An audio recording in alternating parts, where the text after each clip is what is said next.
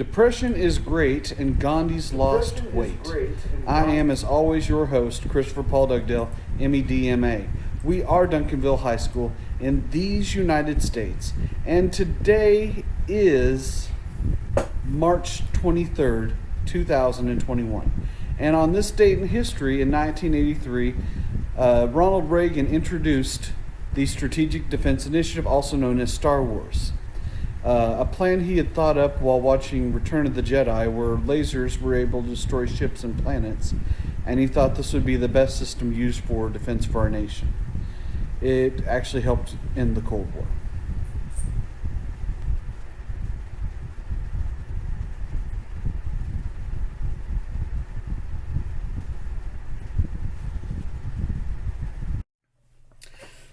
So between World War I and World War II was a crazy period where for a while people were making more money than they ever had in their lifetime, where just a little bit later you would have the Great Depression, and the Great Depression which would lead towards panic and lead towards people willing to take just about anyone as the leader of their country. So the League of Nations distributed former colonies to Britain and France through the mandate system. So every colony that belonged to Germany or Austria-Hungary or the Ottoman Empire, any land that they had, was now given to Britain and France. The Lost Generation. So these are the survivors of World War One. It's a much more depressing group than you had in any other generation. Many of them were disillusioned in art, literature, and philosophy. Also, in a certain cynicism in art, literature, and philosophy. There was no hope. Everyone dies. Everything's dark. There's nothing going to become better. Oswald Spengler writes a book called The Decline of the West, and in that he talks about how decadent the West has become. And by West, I mean Western civilization. This is Western Europe, and this is also the United States. And he says that it's ripe for a fall. So everything's going to go wrong very shortly, just because. Well, that's kind of what's happened through history. Whenever someone gets big and fat, then it won't be long before there is a reckoning. So, many countries followed Britain's lead, and they began this focus on using propaganda to further the needs, goals, and desires of the nation. And the very fact at how successful it was, you had nations following whatever horrible mandates were given by the leaders of a country, despite how many senseless deaths that were involved, how hopeless it was, and how it's never really going anywhere positive. War memorials were erected, and many battlefields became memorial parks as well. And so everything was about remembering what happened with World War One. And ossuaries were also built at the time, and this is where the bones of hundreds or thousands of unidentified soldiers were interred. If you look at the picture on the left, both of those pictures are ossuaries. You can actually see what is a massive ossuary, and it has to do with the people that died in the French Revolution. And you can see that in Paris. There's a neat little underground tour. My wife and daughter and I went on that tour several years ago while we were in Paris. The League of Nations really is extremely weak, and there's nothing that they have to battle if anyone is to start a war.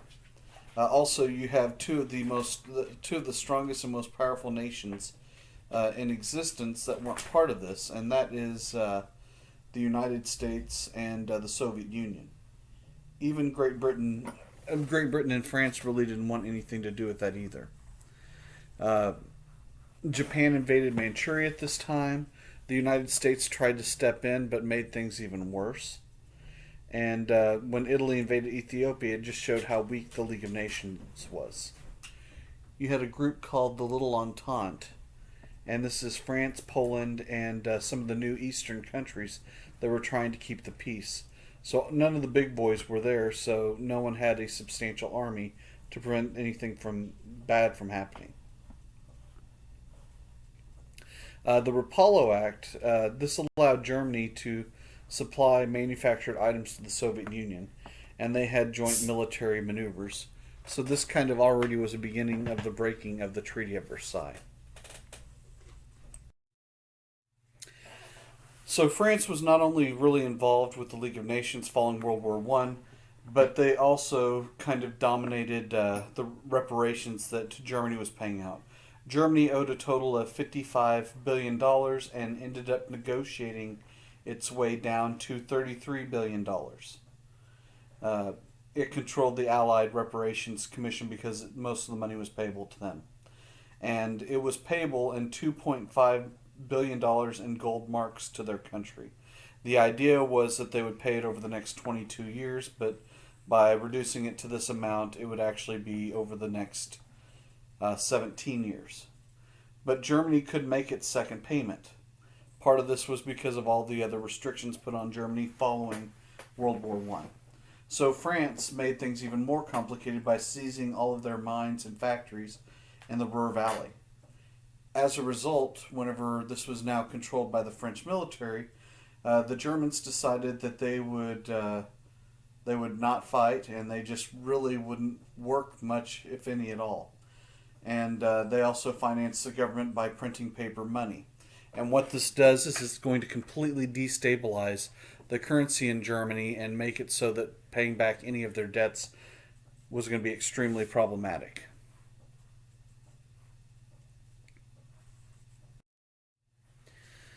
Gustav Stresemann, he was a German who was really committed to trying to pay out all the reparations. And so he made a deal with Charles Dawes, who negotiated the Dawes Plan. And the U.S. would loan Germany money for reparations, and Britain and France would agree to accept less money from Germany and pay more on their war debts. But the biggest problem was Germany had no way of generating income at this point.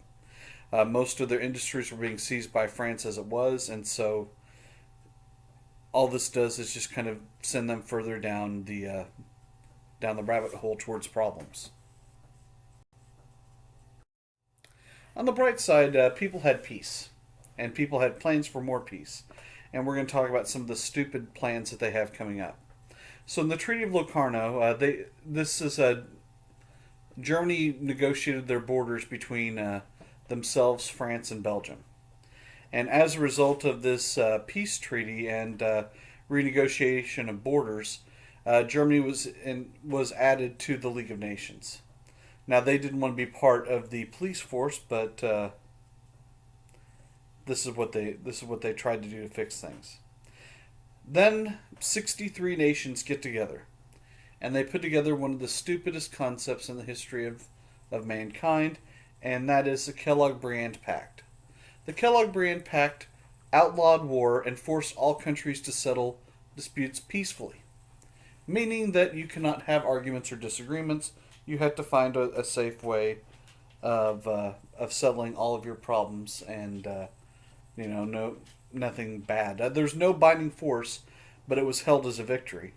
So between this, the Treaty of Locarno, which negotiated borders, and the League of Nations, which only had the power of economic sanctions, world peace was definitely achieved, and no one would ever fight again. Now, you had a problem with the Soviet Union that was kind of off by themselves in Eastern Europe. And Germany, Britain, France, and Italy will establish full diplomatic relations with the Soviet Union. And this should have been good for the Soviet economy, but it was in shambles following the war and following the Civil War. Now, the Great Depression. We talk about the Great Depression in the United States, but the truth is it was worse in Germany and it was really bad in France and most of Eastern Europe. There was a global market that had just been created before World War One, and with the Treaty of Versailles and World War One happening, then most of it had fallen apart. Now, the U.S. had invested highly in European markets and made a lot of money, and European banks had invested in the U.S. stock market. So when the stock market crashes, then it hurts all the European banks, and many of the European banks that had invested in the stock market, they also went down at this time. The European markets fell apart during this time, so both domestic and foreign investments in the United States fell apart as they did in Europe. And so no one had any money to do anything. Agricultural prices, though, somehow went up. And production had gone up quite a bit because of mechanization of farming. And recovering countries flooded the market with crops. And so farmers couldn't afford to plant and had such a surplus of food, they were almost giving away all their food that they had made. The United States and several industrial powers were producing at 100% and had massive warehouses full of goods, and no one could buy it because no one had money due to the Great Depression. One of the things whenever the stock market crashed, a byproduct was bank runs where people would go and withdraw their money thinking that their banks were in trouble. By going in and withdrawing all their money, it made the banks close, which further complicated everything with the Great Depression. To make matters worse, you had nations trying to get people to buy more goods from their country, so they put prohibitive tariffs, so it was very expensive to import goods. Now, what's bad about this is no one's buying imported goods from other countries as well.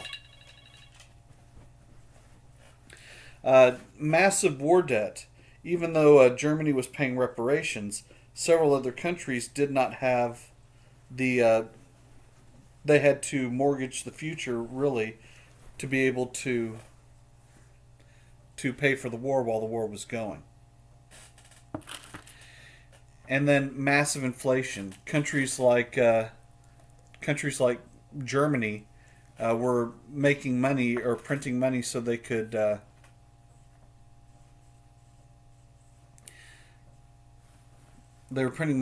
pay their debts, but it just devalued all the currency they had in their country, and it's going to have the worst inflation really in the history of the recorded world. But things are about to get worse. So, in 1932 in Great Britain, 25% of the population was out of work. 25% is about as bad as it got in the United States during the Great Depression. In Germany, 40% of the population, or 6 million people, were out of work. And industrial production in both the United States and Germany, that was producing at the highest rate, had fallen by 50% during the years of the Great Depression. Social and political repercussions. Okay, so many women in Europe found job as domestic workers, but many of the men remained unemployed. And the young unemployed men went to go and find something to do with their time. Many of them would join gangs, and so roving gangs in the streets of Europe were not uncommon during this time. The governments tried deflationary policies and balanced budgets to try and help the money recover, but the money kept losing value, so anyone who had any paper money in savings, it was worth, in some cases, a tenth or a hundredth of what it was whenever they put the money away. Karl Marx predicted that capitalism would destroy itself through overproduction, and at this point it looked like his prediction was right on the money. The U.S. and Great Britain over the next 20 years would go off the gold standard as well. So really, money would have very little value. And things are going to get awkward now. So, Great Britain, which was already struggling, it almost went bankrupt during World War One. Since most of the countries of the world had put protective tariffs in place to protect businesses, the lack of trade destroys the British economy. Now, the Labour Party in Britain, which represented the majority of the workers, finally takes control of Parliament, and Ramsay MacDonald is going to be the first Labour Party Prime Minister. Now, there was a lot of talk that he was pro-communist, and so shortly after he was put in power, he was replaced due to charges by the Conservatives that he was indeed pro-communist, which was something that was a career ender, and still really is a career ender in the United States and Great Britain. So Conservative Prime Minister Stanley Baldwin, he helped the economy temporarily recover in Britain. But the coal overproduction that was being mined at that time is going to hurt the British miners. It did help them through a few winters that they might not have made it through had there not been a lot of coal in storage. So, John Maynard Keynes, who a lot of people hail as this great economist, but to me is an idiot, he said that if you have public works projects, that they could help countries recover during a recession by using deficit spending. So this is going to be the hallmark of what FDR does in the United States, and a lot of people try and spend their way out of economic problems.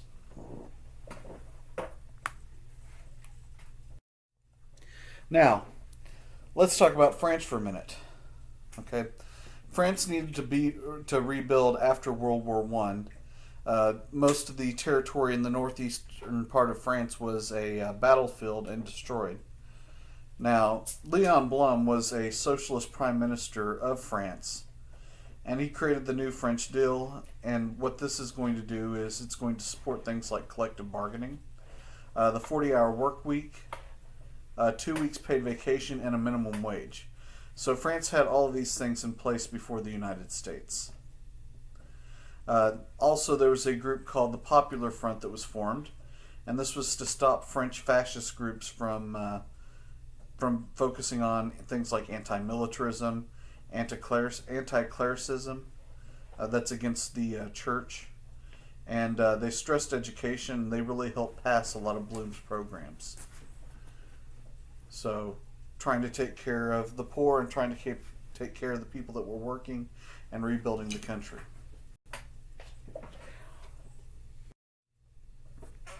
Scandinavian states. These are, I'm a little bit embarrassed to say, we do a lot to kind of ignore what happens there. This is Norway, Sweden, Finland, and Denmark. Sweden right now is recognized as a country with the best education system in the world. So these four countries are going to survive the Great Depression under socialist parties. Now, this is going to have very high taxes and large bureaucracies, but they put things in place so that people aren't starving during this time, which is a problem that a lot of countries have. They created rural and industrial cooperative enterprises. So they would, even though they were overproducing in a lot of cases,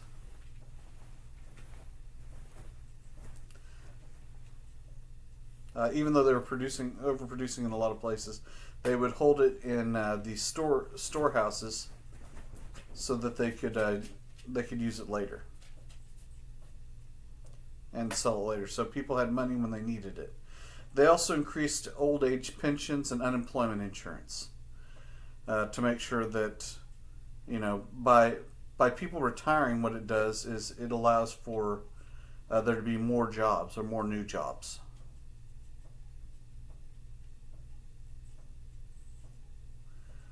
Sorry, I'm a little bit mesmerized. My wife is playing Kirby on the old Super Nintendo. Sorry, I'm very easily distracted. They subsidized housing, which means that they provided housing for everyone. They had free prenatal care. They had maternity allowances, including paid maternity leave for 3 months whenever you had a baby.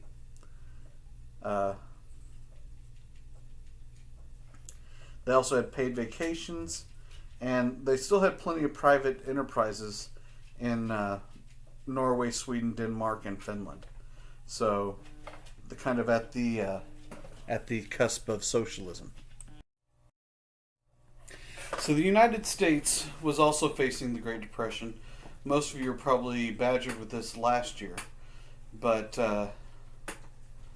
basically what happened is to combat the Great Depression over here in the United States, FDR, Franklin Delano Roosevelt, will institute the New Deal. He focuses on three things. The three R's, which is relief, recovery, and reform, which is a lot better than the three R's of education: reading, writing, and arithmetic, which is only actually one R. Anyway, sorry, that's another thing for another day. There was a reform in banking over here as a result of the bank runs, and this would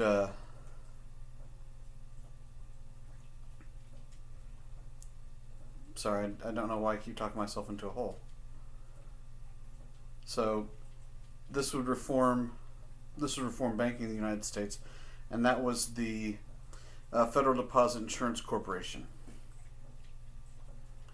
And the Federal Deposit Insurance Corporation would insure bank accounts to a certain amount.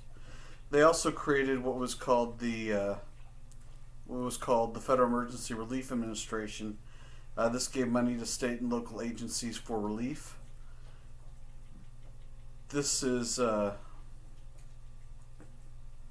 basically what FEMA is today, and so FEMA might be helping out people during, a pandemic or something else. Anyway,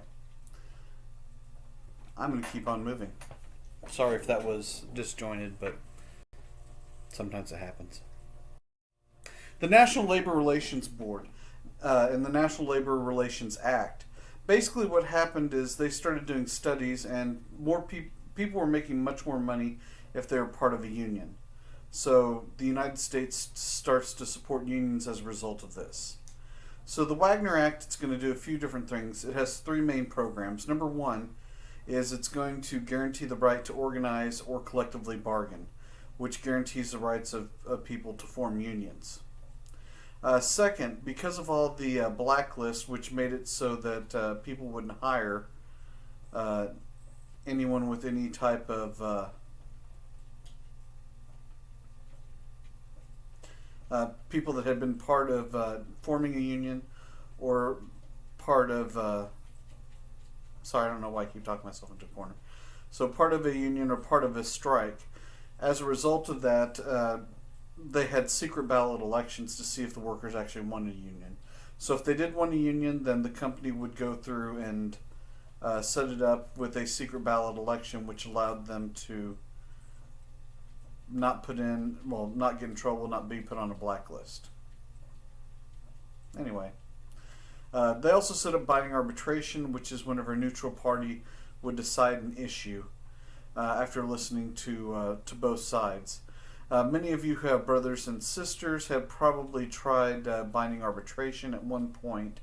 That's where you can't solve something and you go to your parents for help, and mom or dad say, okay, well, this is what's going to happen. And so that's binding arbitration. The Civilian Conservation Corps. This is another U.S. program. This puts 2 million young men to work, 18 to 25, planting trees, fighting forest fires, and building water reservoirs. For those of you who may not be aware, Texas only has one natural lake. Every other lake in the state of Texas is man-made. So, as a result of that, and part of the reason that they created this program in the first place was because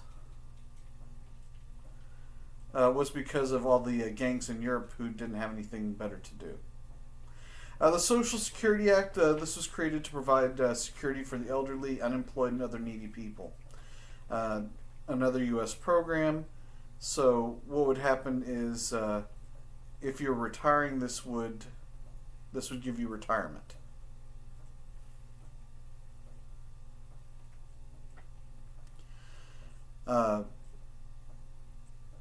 And if you're unemployed, it gave you unemployment benefits. And if you were permanently disabled or anything along those lines, then it would help you with that also. Hey, baby. Mm-hmm. You know what you do on this? What? When it shoots out the little guy, you suck him up and you shoot him back at him. Yeah, I couldn't figure it out. I was just gonna start over. I was gonna play a different game. Okay. I don't know how to reset it. Do this right here. Your husband would do it for you. I don't know if other games are on here.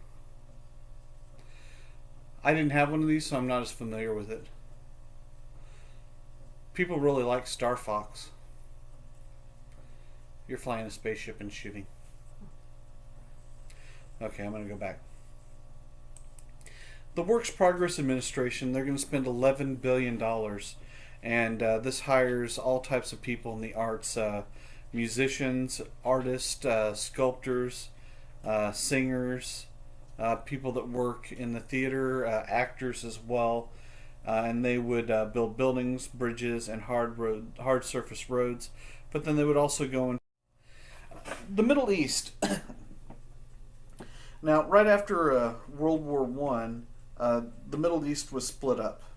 They created several new countries. Many of them were run by Britain and France. You had new governments in Iran, Saudi Arabia, and Iraq. And Britain and France directly controlled Syria, Lebanon, Jordan, and Palestine. Now, the Ottoman Empire, which used to take up all this territory, was pretty much reduced down to just Turkey itself.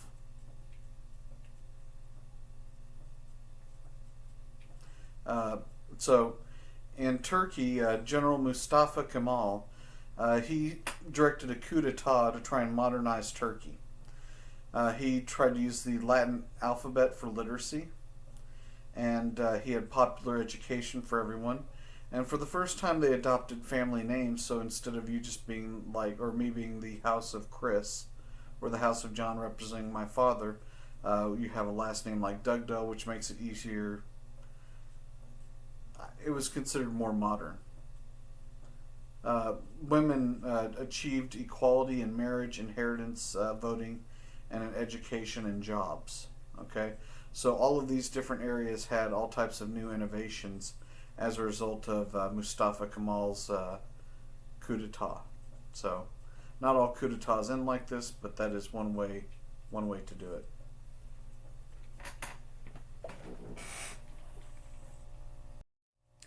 Now, in India, Mahatma Gandhi, we talked, or maybe we didn't talk in here, but Alice Paul comes up with she doesn't come up with, but she starts following the teachings of Henry David Thoreau. And Henry David Thoreau teaches nonviolent passive resistance. And so Gandhi does the same type of thing in India. This is called civil disobedience. So, again, peaceful protest, hunger strikes, and this is supposed to help the poor and get independence for all of India. In the Amritsar massacre, British troops fired on pilgrims and protesters who went to Punjab for a religious celebration. This made them look really, really bad. Gandhi, to draw more attention to his cause, he began to wear a homemade loincloth or dhoti, and Britain eventually is going to give India internal self-government, but they end up keeping law and order, famine relief, and land revenue. Many of the problems with famine were actually caused by Great Britain also. But over time, India would win its independence from Great Britain. This brings us to the end of yet another day. I hope everyone's doing okay. Have a great day, and I will see all of you soon.